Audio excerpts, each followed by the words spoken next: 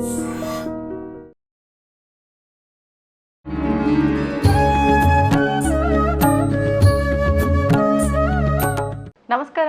Welcome to I dream. ధర్మ మార్గం with Vijitha కార్యక్రమానికి స్వాగతం. ప్రస్తుతం మనతో పాటు ఉన్నారు ప్రముఖ జ్యోతిష వాస్తు పండితులు, లలిత ఉపాసకులు శ్రీ శ్రీ శ్రీ నానాజీ పట్నాయక్ గారు. ఇప్పుడు వారితో మాట్లాడి మరిన్ని విషయాలు తెలుసుకుందాం. నమస్కారం అండి. శ్రీమాత్రే నమః. ఈ మధ్యకాలంలో చూస్తున్నాము, చాలా మంది మంచిని ఎంకరేజ్ చేయడం కన్నా కూడా విమర్శించే మాటలు ఎక్కువగా మాట్లాడడము ఒకప్పుడు ఉండేది. కానీ ఏదైనా మంచి మెసేజ్ ఎవరికైనా ఇద్దాము అని ఒక వీడియో సోషల్ మీడియాలో మనం అప్లోడ్ చేస్తే అది మనని ఉద్దేశించే కావచ్చు. అంటే యూట్యూబ్లో మనం చేస్తున్న వీడియోలకే అవ్వచ్చు, లేదంటే ఇన్స్టా ఫేస్బుక్లో ఏదైనా పోస్ట్కే కావచ్చు, ఏదైనా మంచి మెసేజ్ ఇచ్చే వీడియోకే కావచ్చు. కామెంట్స్ పెట్టడమే పనిగా పెట్టుకునే బ్యాచ్లు మాత్రం కొంతమంది ఖచ్చితంగా ఉంటున్నారండి.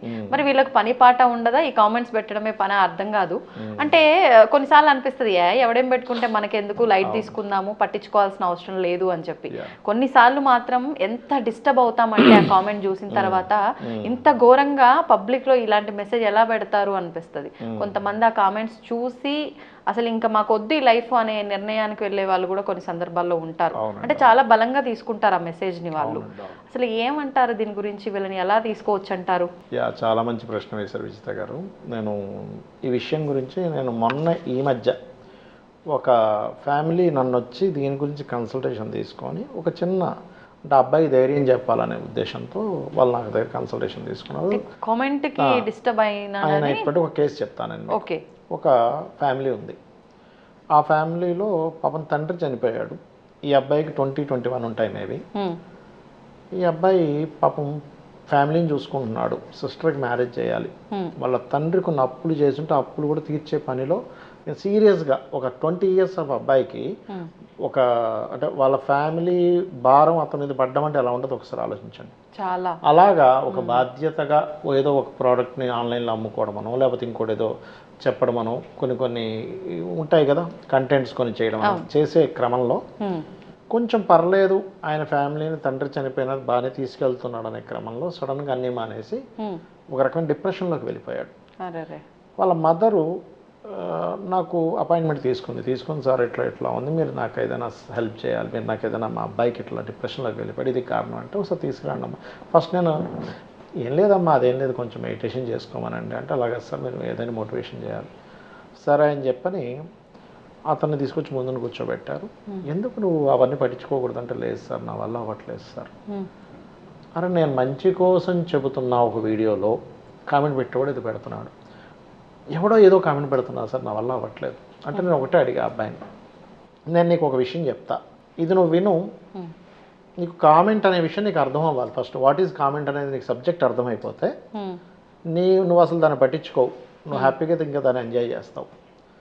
నువ్వు నాకు 5 నిమిషాలు టైమింగ్ నేను చెప్తా అనగానే సరే సార్ చెప్పండి సార్. నేను ఒకటే చెప్పా, ఇప్పుడు నువ్వు మీ ఫాదర్ చనిపోతే నువ్వు బాధ్యత తీసుకొని చేస్తున్నావు కదా, ఒక నీకు కామెంట్స్ పెట్టేవాళ్ళు ఎవరైతే ఉన్నారో వాళ్ళు ఎవ్వరూ కూడా నీకు డబ్బులు లేవంటే రూపాయి ఇవ్వడు. ఇస్తారా చెప్పండి? అస్సలు ఎవడు ఇప్పుడు ఎందుకు ఇస్తాడండి? కామెంట్ పెడుతున్నాడు అంతే.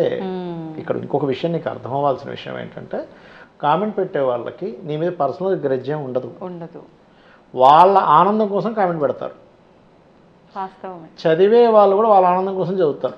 చదివేవాడికి పర్సనల్ గ్రడ్జ్ ఉండదు, పెట్టే వాళ్ళకి పర్సనల్ గ్రడ్జ్ ఉండదు. గుర్తుపెట్టుకోవాలి, ఇది ఫస్ట్ మనం పాయింట్.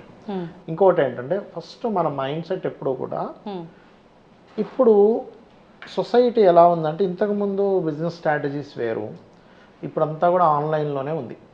మీరు ఇన్స్టాలో మీరు ప్రజెంట్ చేసుకుంటారా, యూట్యూబ్ ద్వారా మీరు మీ యొక్క మార్కెట్ని తీసుకెళ్తారా, ఫేస్బుక్ ద్వారా తీసుకెళ్తారా, ఇంకోటి ఎక్స్ఆర్ రకరకాలు ఉన్నాయి. నువ్వు సొసైటీలోకి ఆన్లైన్ త్రూగా నువ్వు వచ్చేసిన తర్వాత నిన్ను విమర్శించే వాళ్ళు ఉంటారు, మెచ్చుకునే వాళ్ళు ఉంటారు. అన్నిటినీ నువ్వు ఫస్ట్ యాక్సెప్ట్ చేయాలి. నీ విమర్శను కూడా నువ్వు యాక్సెప్ట్ చేయగలగాలి. ఒకసారి అవతల వ్యక్తి కామెంట్ పెట్టినప్పుడు నిజంగానే నేను ఈ తప్పు చేశానని మనం యాక్సెప్ట్ చేసుకొని పరిశీలన చేసుకోవాలి. నిజంగా తప్పు చేసి అవునండి కరెక్ట్, నాలో ఈ మిస్టేక్ కనబడుతుంది, నేను చెప్పే విషయంలో కావచ్చు, నేను ఇచ్చే ప్రోడక్ట్లో కావచ్చు, నేను ఇచ్చే సర్వీస్లో కావచ్చు, ఎస్ ఈయన ఒక మంచి చెప్పాడని పాజిటివ్ కోణంలో నువ్వు ఉండాలి. సరే అక్కడ ఏమీ లేదు, నువ్వు కరెక్ట్గానే చేస్తున్నావు అయినా ఉంది, వదిలేసి. ఎందుకంటే నువ్వు చేసే సర్వీస్కి ఖచ్చితంగా పాజిటివ్ కామెంటే రావాలని నువ్వు ఎక్స్పెక్ట్ చేయడమే ఫస్ట్ నువ్వు డిప్రెస్ అవుతున్నావు. అవును అవును. Point number 1. రెండవది ఏంటంటే ఇక్కడ సొసైటీలో నాకు కొన్నిసార్లు వాళ్ళ నవ్వు వస్తూ ఉంటుంది. ఎలా అంటే అక్కడ సబ్జెక్ట్ వేరే ఉంటుంది. ఒక యాంకర్ ఏదో చెప్తే యాంకర్ లేకపోతే ఎవరో ఏదో చెప్తుంటారు. ఆ అమ్మాయి ఎలాంటి ఇవి పెట్టుకుంది, ఎలాంటి మెడలో వేసుకుంది. నాకేమనిపిస్తుంది అంటే అంటే ఇందులో జెన్యూన్గా కామెంట్ చేసే వాళ్ళు కూడా ఉన్నారండి. అది మనం గుర్తించాలి. జెన్యూన్గా నిజంగా అవతల వాళ్ళు బాగుండాలనే కోణంతో కామెంట్ చేసే వాళ్ళు ఉంటారు. ఏదో పని పాట లేకుండా చేసేవాళ్ళు కూడా ఉంటారు. నాకేమనిపిస్తుంది అంటే వీడు పెళ్లి చూపులు కూర్చున్నాడా లేకపోతే యాంకరింగ్ లేకపోతే వీడియోలో మ్యాటర్ కోసం కూర్చున్నారా నవ్వొస్తుంటుంది నాకు ఆ కామెంట్స్ ఎప్పుడైనా చూసినప్పుడు సరదాగా. నిజమే కదా, అంతే కదా. ఎప్పుడన్నా పొరపాటున జడ వేసుకోకుండా హడావిల్లో కూర్చున్నావా అంటే భయం వేస్తుందండి నిజంగా. ఇప్పుడు ఎలాగో సందర్భం వచ్చింది, ఏం దరిద్రపు కామెంట్ పెడతారో ఏమో అని చెప్పి ఫోకస్ కంటెంట్ మీద లేదు. మీరు ఉండదు ఉండదు ఉండదు. అది అంటే నేనేమంటానంటే ప్రపంచం అనేటువంటిది ఎట్లా ఉంది అనేది మనం అర్థం చేసుకోగలగాలి. ఒకటి నువ్వు ఈ కామెంట్స్కి భయపడో లేకపోతే ఎవరో ఏదో చేస్తున్నారనో, నీకు నువ్వు గనక నీ యొక్క కెరీర్ మీద నువ్వు కనుక కాన్సన్ట్రేషన్ తగ్గిస్తే ఎవ్వడూ నీకు రూపాయి ఇవ్వడు. ఎవ్వరు రూపాయి ఇవ్వరు. ఇస్తారా పని? అరే నువ్వు మానేసావు కదా, నేను నీకు నెలకి ఇంత పంపిస్తాను, ఎవడైనా పంపిస్తాడా? వాడు ఇవ్వడు సంగతి పక్కన పెట్టండి. మనం కూడా ఆ డిప్రెషన్లకు పోవడమా, పని మీద శ్రద్ధ తగ్గిపోవడం, మనం సంపాదించుకునే రూపాయిలో కూడా అబ్బాయికి ఏమైందంటే ఉల్టా అప్పులు అయ్యాడు మళ్ళీ కొన్ని రోజులు ఆపేయడం వల్ల. అంతేగా మరి. నేను ఒకటే చెప్పాను. ఇప్పుడు చూడండి, కొన్ని వీడియోలు ఓపెన్ చేశారు, మొత్తం ఫ్లవర్స్ ఉన్న వీడియో ఓపెన్ చేశారు, దానికి డిస్లైక్స్ ఉన్నాయి. అట్లాగే కొన్ని బ్యాడ్ కామెంట్స్ కూడా ఉన్నాయి. ఈ ఫ్లవర్స్ ఏం చేశాను, వాడు బ్యాడ్ కామెంట్స్ పెట్టాడు. ఒకడు అంటాడు నువ్వు కెమెరా సరిగ్గా పెట్టలేదు అంటాడు, ఇంకోటి అందులో వాడిపోయిన పువ్వు ఒకటి నువ్వు చూసుకోలేదా అని అంటాడు. మొత్తం నేచర్ చూపించే వీడియోలు చేసి అక్కడ కూడా కామెంట్స్ ఉన్నాయి. ఏం చేసింది ఆ నేచర్, ఏం చేసింది అని చెప్పండి. అంటే వాడి మైండ్ సెట్, ఒక్కొక్కరి మైండ్ సెట్ ఒక్కో రకంగా ఉంది, తీసుకునేది ఒక్కొక్కరు. సొసైటీలో అందరూ ఉన్నారండి. మనము చేసేదాన్ని సరిదిద్దే కామెంట్ ఉంటుంది, మనల్ని అవమానించేవాడు అయ్యో ఇట్లాంటివి ఎందుకు చేస్తున్నారని కామెంట్ చేస్తారు. కొంతమంది ఇంకొక విషయం చెప్తా, చిన్నపిల్లలు అది కూడా చూపించా, అందులో వీడియో చూపిస్తే చిన్నపిల్లలకు కూడా కామెంట్స్ ఉన్నాయి. ఆ చిన్నపిల్లలు వాళ్ళకి అన్యాయం పుణ్యం తెలియని చిన్నపిల్లల వీడియోలు కూడా కామెంట్స్ పెట్టారు. అంటే దీన్ని బట్టి మనం అర్థం చేసుకోవాల్సింది ఏంటి, సొసైటీని నువ్వు ఏమి చేసినా సరే కామెంట్స్ పెడుతూనే ఉంటారు అని ఒక కథ చెప్పా ఆయనకి. ఒక గాడిద, ఇద్దరు భార్యాభర్తలు వెళ్తున్నారు, దాన్ని తీసుకొని వెళ్తా ఉంటే సొసైటీ మొత్తం ఏం మాట్లాడుకుంటుందంటే ఒక గాడిద ఉంటే కనీసం ఎక్కడం కూడా వీళ్ళకి దాని మీద సవారీ చేయడం కూడా చేత కాదు, దాన్ని నడిపిస్తున్నారు, వీళ్ళు నడుస్తున్నారు, వీళ్ళకి బుద్ధి లేదని మాట్లాడుకున్నారు. ఈ తలనొప్పి అంతా ఎందుకురా అని చెప్పని ఆ గాడిద మీద భార్యని కూర్చోబెట్టాడు ఆయన. కూర్చోబెట్టంగానే అందరూ సొసైటీ మొత్తం ఏం మాట్లాడుకుంటున్నారంటే వీడు పెళ్ళాంచాడు మొగుడు, ఆమెనే ఇచ్చాడు, వీడికి అసలు కనీసం వీడు ఎక్కడానికి కూడా ధైర్యం లేదు అని మాట్లాడుకున్నాం. ఈతో గంట పంత ఎందుకు రాని వీడు కూర్చొని ఆమె నడిపిస్తున్నాడు, భార్యని నడిపిస్తున్నాడు, వీడికి సిగ్గు కూడా లేదని కామెంట్లు స్టార్ట్ చేశారు. ఈ తలనొప్పి అంతా ఎందుకని ఇద్దరు ఎక్కి కూర్చున్నారు, గాడిదలాగుండి ఇద్దరు గాడిదలు దాని మీద కూర్చున్నారా అని చెప్పి కామెంట్ చేశారు. ఇప్పుడు ఏం చేయాలి వాళ్ళు? సంకోచమైన స్థితి. కాబట్టి ఏంటంటే నీకు సొసైటీలో కామెంట్ పెట్టేవాడు నీ మంచి కోసం పెట్టేవాళ్ళు ఉంటారు, దాన్ని యాక్సెప్ట్ చేయాలి. నీ కాంపిటేటర్ ఉంటాడు, ఇంకా కొన్ని కంపెనీస్ ఉన్నాయి, చాలామందికి తెలియదు. కొన్ని కామెంట్స్ పెట్టే కంపెనీస్ ఉంటాయి, ఒక కామెంట్కి నీ డబ్బులను తీసుకుంటారు. ఒక కాంపిటేటర్, మీరు అట్లాంటి కంపెనీ కనుక మీరు అప్రోచ్ అయితే మీ కాంపిటేటర్ ఉండేటువంటి అందరికీ వాళ్ళు బ్యాడ్ కామెంట్స్ పెడతారు. నువ్వు ఒక ప్రోడక్ట్ అమ్ముతున్నావు, అవతల వాళ్ళ ప్రోడక్ట్ని డౌన్ చేస్తే నీ ప్రోడక్ట్ అమ్ముడుపోద్ది అనుకున్నప్పుడు ఆ ప్రోడక్ట్కి బ్యాడ్ కామెంట్స్ పెట్టేవాళ్ళు ఉంటారు. ఒక విషయం అర్థం చేసుకోవాల్సింది, నీ కామెంట్స్ చూసి నిన్నేమి ఖచ్చితంగా జడ్జ్ ఏం చేయడు. నీ ప్రోడక్ట్ నీకు జెన్యూన్ అయితే కనుక నీకు ఆటోమేటిక్గా వెళ్తుంది. నీ యోగాన్ని ఎవ్వరూ మార్చలేరు. సరే నువ్వు ఎంత మంచిగా చేస్తున్నా వాడు నీకు బ్యాడ్ కామెంట్స్ పెడుతున్నా అంటే నీ అంత అదృష్టవంతుడు ఇంకోటి లేడన్నా. అదేంటి సార్ అన్నాడు. నేను అన్న ఏమన్నానంటే ఒక కర్మ అనేటువంటిది ఉంటుంది. కర్మ, నీ యొక్క బ్యాడ్ కర్మ అంతా కూడా నువ్వేవి తప్పు చేయకుండా నీకు ఎవడైనా కామెంట్ పెట్టాడు అనుకో, తప్పు చేసినప్పుడు పెడితే నువ్వు దాన్ని ఖచ్చితంగా యాక్సెప్ట్ చేయాలి. తప్పు చేయకుండా పెట్టాడు అనుకో, నీ యొక్క దరిద్రం అంతా వాడు తీసుకుంటున్నాడు, అంతకుమించి ఇంకోటి ఏం లేదు. నీ దరిద్రాన్ని మొత్తం వాడు తీసుకుంటున్నాడు, నువ్వు హ్యాపీగా ఉండు అంతే. ఎందుకంటానండి ఇవి చూడండి, ఎక్కడో కారు ఆగి ఉంటుంది, ఎవడో ఒక చిన్న స్క్రూ డ్రైవర్ లాంటిదో బ్లేడ్ లాంటిది తీసుకుని ఇట్లా గీసుకుంటూ వెళ్ళిపోతాడు. వాడికి అందులో ఏముంది చెప్పండి? వాడికి ఏమానందం వచ్చిందో తెలియదు, ఇక్కడ మాత్రం అది చూడడానికి గలీజ్గా మారుతుంది, దాన్ని ఏం చేయలేము. ఒక వ్యక్తి ఒక సినిమా హీరో మీద ఇంట్రెస్ట్తోనే వాడు వెళ్ళి థియేటర్లో జల్లుతాడు, అంతా చేస్తాడు. అంటే ఇక్కడ అర్థం ఏంటి, అదేదో హీరో వచ్చి వీడిని మెచ్చుకుంటాడని కాదు, వాడికి ఆనందం. కొంతమందికి వాళ్ళ ఆనందం కోసం ఏవో చేసుకుంటూ పోతుంటారు. పిచ్చి పరాకాష్ట.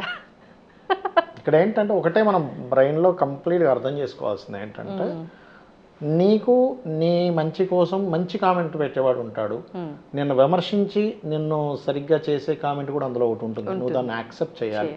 నువ్వు గనక ఖచ్చితంగా తప్పు చేస్తే దాన్ని నువ్వు యాక్సెప్ట్ చేయాలి.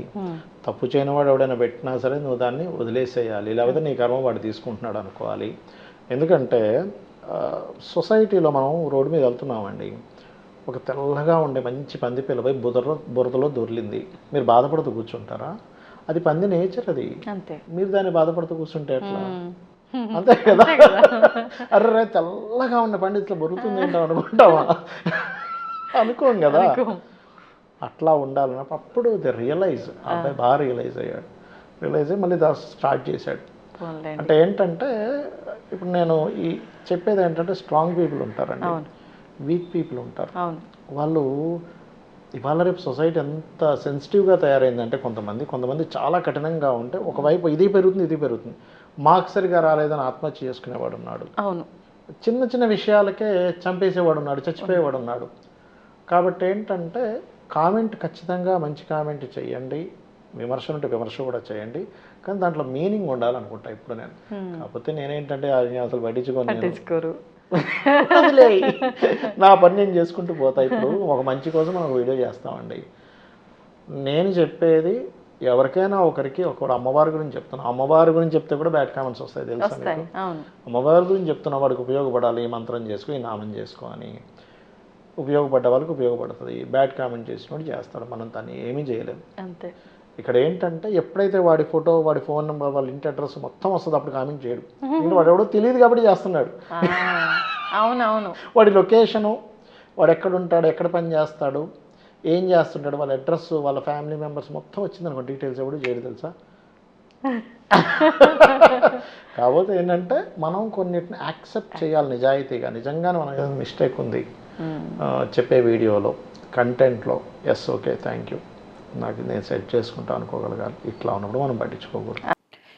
ఈ మధ్య కాలంలో, అంటే ఈ మధ్య కాలం అని కాదు, గత కొన్ని సంవత్సరాల నుంచి కూడా రకరకాల ప్రాంతాల్లో ఉద్యోగాల కోత అనేది మనం కరెంటు కోతలాగా ఎక్కడ పడితే అక్కడ చూస్తూనే వస్తున్నాం. మనం కుంభరాశిలో శని సంచరించినప్పుడే చెప్పానండి, ఇది 4 years బ్యాక్ నేను ప్రిడిక్ట్ చేశాను ఇది. అవును. ఎప్పుడు ఎక్కడ ఏ కంపెనీలో ఉద్యోగం పోతుందో ఏందో అని చెప్పి ప్రాణాలు గుప్పిట్లో పెట్టుకొని బతికే వాళ్ళు చాలా మంది ఉన్నారు. నిజంగా ఉద్యోగం పోతే మా జీవనాధారం ఏంటి, మళ్ళీ ఉద్యోగం ఎక్కడ దొరుకుతుంది ఏంటి అనే సమస్య మనం చూస్తున్నాం. ఒరాకిల్లో 30,000 ఉద్యోగాలు ఒకటేసారి అలా ఏమంటారు ఉఫ్ అని ఊదేసినట్టుగా పోయినాయి. నిజంగా ఇది చాలా బాధాకరం. అసలు ఏంటి, ఎందుకు ఇలా జరుగుతుంది అంటారు? ఫస్ట్ ఆఫ్ ఆల్ ఏంటంటే ఒక 4 years బ్యాక్ కుంభరాశిలోకి శని సంచారం జరిగేటప్పుడే ఇది ఎవ్రీ 30 yearsకి ఒకసారి ఒక్కొక్క రాశిలోకి వస్తాడండి శని. అంటే 30 సంవత్సరాలు అయిందంటే ఒక రౌండ్ వేయడానికని 30 సంవత్సరాలు పడుతుంది. 34 ఏళ్ల క్రితం వచ్చాడు కుంభంలోకి, మళ్ళీ మొన్న 4 ఏళ్ల క్రితం వచ్చాడు. అప్పుడే నేనేం చెప్పానంటే, కుంభరాశిలో శని సంచారం ఈజ్ మీకు ఒక ట్రాన్సాక్షన్, అంటే ఒక రకమైనటువంటి ప్రభంజనాన్ని ఇచ్చేటువంటిది. 34 ఏళ్ల క్రితం వచ్చినప్పుడు కంప్యూటర్ అనేదాన్ని పెంచింది అక్కడ. అంతకుముందు ఎప్పుడో కనిపెట్టినా కూడా అది అందరి చేతికి వచ్చేటువంటిది 34 ఏళ్ల క్రితం వచ్చేసింది. అంటే చాలా విరివిగా వచ్చేసింది. కంప్యూటర్స్ రావడం వల్ల అది ఇబ్బంది కలగలేదు, ఇంకా ఉద్యోగాలు పెంచింది. కానీ ఇక్కడ ఏఐ అనేటువంటిది ఏదైతుందో ఇది ఉద్యోగాలను తగ్గిస్తుంది. ఎందుకు తగ్గుతున్నాయి అంటే, నార్మల్గా మనిషికి అయితే హాలిడే ఇవ్వాలి, రకరకాల కోరికలు ఉంటాయి, వెళ్ళిపోతాను బ్లాక్మెయిల్ చేస్తాడు, రకరకాలు ఉంటాయి. కానీ ఏఐతో ఆ సంబంధం లేదుగా, అది మరమనిషి ఆర్టిఫిషియల్ ఇంటెలిజెన్స్ కదండి చేస్తుందని. అయితే ఇక్కడ ఒరాకిల్ కంపెనీ ఏదైతే ఉందో, ఇవాళ ఒరాకిల్ మీకు రేపు ఎల్లుండి ఇంకోటి కనిపిస్తాయి, గుర్తుపెట్టుకోండి. ఇది ఇక్కడతో ఆగేది కాదు. ఎందుకంటే శని 2 పాపగ్రహాల మధ్యన ఉన్నాడు, ఉగ్రగ్రహాల మధ్యన ఉన్నాడు. శని కర్మకారకుడు, ఉద్యోగాలకు కారకుడు. ఇది ఇంకా ప్రారంభమే చెప్పాలంటే, ఇలాంటివి ఇంకా చాలా చూస్తాం మనం. కాబట్టి అందరూ ఇప్పుడే కళ్ళు తెరవండి. నేను 4 ఏళ్ల క్రితమే చెప్పాను, అయ్యా ఇక్కడి నుంచే కళ్ళు తెరవాలి, మీరు అందరూ కూడా ఈ ఉద్యోగ సంబంధించినటువంటి అంశంలో మీరు ఓన్గా మీ టాలెంట్స్ ఏంటి, మీ స్కిల్స్ ఏంటో చూసుకోండి. ఎందుకంటే ఒరాకిల్ ఇక్కడ జీతాలు ఇవ్వలేక తీసేయలేదండి, వాళ్ళు చెప్పింది ఏంటంటే 30,000 మందిని తీసేశారు, అందులో 12,000 మంది భారతీయులే ఉన్నారు. హై పెయిడ్ వాళ్ళందరినీ తీసేశారు. తీసేసి నెక్స్ట్ ఏం జరుగుతుందంటే 1-2 మంత్స్లో మళ్ళీ కొత్త వాళ్ళని పెట్టుకుంటారు. ఎంతమంది, ఒక 1000 మందిని పెట్టుకుంటారు. తక్కువ శాలరీ, ₹1,00,000 ఇచ్చే దగ్గర 2,00,000 ఇచ్చే దగ్గర 25,000కో 50,000కో పెట్టుకుంటాడు. ఇది ఎందుకు చేశాడంటే, ఇప్పుడు ఒక ఏఐగా మార్చుకోవాలంటే అదేదో సింపుల్ విషయం కాదు. కొన్ని వందల కోట్లు, లక్షల కోట్లు మళ్ళీ దానికి ఇన్వెస్ట్మెంట్ చేయాలి. ఆ ఇన్వెస్ట్మెంట్ చేయాలంటే డబ్బులు ఎక్కడి నుంచి తీసుకురావాలి? అవును. ఇక్కడ జాబ్స్ని తీసేస్తే కొన్ని లక్షల కోట్లు వీళ్ళకి జనరేట్ అవుతాయి, మిగులుతాయి. ఈ మిగిలిన ధనాన్ని దాంట్లోకి వీళ్ళు పెట్టుకుంటారు. కాబట్టి ఈ కాంబినేషన్ ఏదైతే ఉందో ఇది ప్రత్యేకంగా ఈ ఏఐ అనేటువంటి దాన్ని డెవలప్ చేసుకోవడం మాత్రమే తీసేశారు. సో ఇక్కడ ఏంటంటే ఈ ఈ యొక్క ఫండ్ని దానికి కన్వర్ట్ చేయడం కోసం వాళ్ళని తీసేయడం జరిగింది. అయితే ఇక్కడ నేను 4 ఏళ్ల క్రితం కూడా నేను చెప్పింది ఏంటంటే, మీ యొక్క స్కిల్స్ ఏవైతే ఉంటాయో, కొంతమందికి ఎలా ఉంటుందంటే, కొంతమంది అచ్చంగా జాబ్సే, ఇంకా వాళ్ళు ఏ బిజినెస్ చేయరు. కొంతమంది అచ్చంగా బిజినెస్లే, వ్యాపారమే వాళ్ళకి ఇష్టం ఉంటుంది, వ్యాపారంలోనే అభివృద్ధి అవుతారు, వ్యాపారంలోనే అప్ అండ్ డౌన్ చూస్తారు. ఇంకొంతమందికి ఏంటంటే ఉద్యోగం చేస్తుంటారు, కానీ వ్యాపారం చేయాలనే కోరిక ఉంటుంది, కానీ ధైర్యం చేయలేరు. ఇప్పుడు నేనేమంటున్నానంటే, ఇది మీరు ధైర్యం చేసే సమయం. మీరు ఇక్కడ కనుక ధైర్యం చేయకపోతే మళ్ళీ జీవితంలో మీరు చాలా బాధపడవలసిన పరిస్థితి వస్తుంది. ఇది 4 ఏళ్ల క్రితమే చెప్పాను. అయితే ఇక్కడ మనకి క్వశ్చన్ ఏంటంటే, నేను ఏ వ్యాపారం చేయాలి, అవును, ఏం చేస్తే నాకు కలిసి వస్తుంది? దీనికి శాస్త్రంలో కొన్ని పారామీటర్స్ చెప్పారు పరాశర మహర్షులు, కొన్ని జాతక చక్ర వాటిలో. ఇక్కడ ఏంటంటే 2వ అధిపతి అంటే ధనాధిపతి లేదా పంచమాధిపతి, పంచమ స్థానం కూడా లక్ష్మీ స్థానంగా చెప్తూ ఉంటారు, అంటే మీ ఆలోచన. అలాగే భాగ్యాధిపతి అంటే మీకు దీనివల్ల భాగ్యం వస్తుంది. లాభాధిపతి, మీకు దీనివల్ల లాభం వస్తుంది. ఈ కారకుల్లో ఎవరు స్ట్రాంగ్గా ఉన్నారో, మీకు ఏ మహాదశ నడుస్తుందో చూసుకొని మీకు మీరే చూసుకోవచ్చు. ఎవరు ఏ గ్రహంతో ఏ రాశితో సంబంధం ఉన్నాడు. ఇప్పుడు రవి నుంచి అన్ని గ్రహాలకి మనకి రాహుకేతువులు తప్పితే మిగతా గ్రహాలకు రాసులు ఉంటాయి, లేదా ఒక్కోసారి డైరెక్ట్గా గ్రహం కలిసి ఉంటుంది. ఇప్పుడు మీరు ఉదాహరణకి మీరు కనుక ఈ మెడికల్ రిలేటెడ్ రంగాల్లోకి వెళ్ళాలి, ఆరోగ్య సూత్రాలు చెప్పాలి, లేకపోతే ఇవనుకోండి, రవి కలిసి ఉండాలి మీకు. రవి ఆరోగ్యానికి కారకుడు కాబట్టి మీరు చూడండి, కొంతమంది న్యూట్రిషన్స్ ఉంటారు, లేదా జిమ్ ఉంటుంది, అంటే మీకు దానివల్ల ఆరోగ్యం వస్తుంది అనేదంతా కూడా రవే. సో మీకు రవితో సంబంధం వచ్చింది, ధనాధిపతి కానీ, పంచమాధిపతి కానీ, భాగ్యాధిపతి కానీ, లాభాధిపతి కానీ. అంటే ఫుడ్ బిజినెస్ కూడా చెప్తా. ఫుడ్ లో ఆరోగ్యం సంబంధించిన ఫుడ్స్, మళ్ళీ హెల్దీ ఫుడ్స్. అయితే హెల్దీ ఫుడ్స్ విషయం దగ్గరికి వచ్చేసరికి ఫుడ్ అనేటువంటి చంద్రుడికి సంబంధించినటువంటి, కాబట్టి చంద్ర సంబంధించినటువంటి చూసుకోవాలి ఫుడ్ అనేటువంటి చూసుకుంటే కనుక. ఓకే, సో అట్లా కాబట్టి చంద్రుడు ఫుడ్, మెడిటేషన్ సెంటర్స్, మానసిక చిన్నపిల్లలకి సంబంధించిన ఇవి, లిక్విడ్స్, పాలు, నీళ్లు, వీటికి సంబంధించినంతా కూడా చంద్రుడు. గుర్తుపెట్టుకోండి. ఇక కొన్నిసార్లు మనకి ఈ ఇండక్షన్ స్టవ్స్ అని, లేకపోతే లైటర్స్ అని, అగ్గిపెట్టెల వ్యాపారం అని, రకరకాల అంటే అగ్నికి సంబంధించినవి, సెక్యూరిటీ సంబంధించినవి అన్నీ ఉన్నాయంటే కుజుడు. అంటే మీ ధనాధిపతి, భాగ్యాధిపతి, పంచమాధిపతి, లేకపోతే లాభాధిపతి, వీళ్ళలో ఎవరు స్ట్రాంగెస్ట్ ఉన్నారో వాళ్ళు కుజుడితో సంబంధం. లేదండి మీడియేటింగ్, మధ్యవర్తిత్వం ఉంటుంది చూసారా, అవంతా కూడా బుధుడు కనుక తన యోగాన్ని ఇచ్చేటప్పుడు దాంట్లోకి వెళ్ళాలి. అలాగే నేర్పించడం ఉంటుంది, ట్రైనింగ్, టీచింగ్, కన్సల్టెన్సీ సెంటర్స్ అంతా జూపిటర్. లేకపోతే గైడింగ్ చేయడము, ఇవన్నీ జూపిటర్. కళా సంబంధించినవి ఉంటాయి, అంటే ఆర్ట్స్ వేస్తున్నాము, డ్యాన్స్ నేర్పిస్తున్నాము, లేకపోతే వీళ్ళకి డ్యాన్స్ వచ్చు, పాడడం వచ్చు, బొమ్మలు వేయడం వచ్చు, ఇవన్నీ శుక్రుడు. క్రియేటివ్, డిజిటల్గా ఇప్పుడు మనం ఏదైనా డిజైనింగ్ చేస్తున్నాము, అంతా కూడా క్రియేటివ్. మగ్గం వర్క్ క్రియేటివ్, అన్ని క్రియేటివ్. అంటే ఒక అందాన్ని ఇచ్చేది అంతా క్రియేటివ్. ఆ శుక్రుడు కనెక్ట్ అయి ఉండాలి. కన్సల్టెన్సీ సెంటర్స్ అంటే జాబ్ కన్సల్టెన్సీస్ లాంటి ఎవరైనా పెట్టుకుంటే శని. ఐరన్ బిజినెస్, ఆయిల్ బిజినెస్ అంతా శని. సో మీ ధనాధిపతి, ఇందాక నేను చెప్పిన ఫార్ములా ఏదైతుందో ధన, భాగ్య, లాభ, ఈ కారకులు శని. అయితే ఇక్కడ రాహుకేతువుల పాత్ర ఏమిటి అంటే, ఇది సాఫ్ట్వేర్ రిలేటెడ్, లేకపోతే సినిమా సంబంధించినవి, క్రియేటివ్ సంబంధించినవి, ఇవన్నీ కూడా రాహుకేతువులు వస్తాయి. అందులో కేతువు పూజార్లు, పౌరోహిత్యము, స్పిరిచువల్ సెంటర్స్ కానివ్వండి, పూజా సామాగ్రి స్టోర్స్ కానివ్వండి, పైప్ లైన్స్ కానివ్వండి, దారాలు లాంటివి, తాళ్ళు లాంటివి, ఇవన్నీ కూడా కేతు. సో ఇక్కడ మీకు ఏది బాగుందో చూసుకోవాలి. ఉమ్, ఇందులో ప్రధానంగా మీరు ప్రోడక్ట్ రిలేటెడ్ చేస్తారా, సర్వీసెస్ ఇస్తారా చూసుకోవాలి. సర్వీసెస్ అయితే 12th లాట్ కనెక్టివిటీ ఉంటుంది.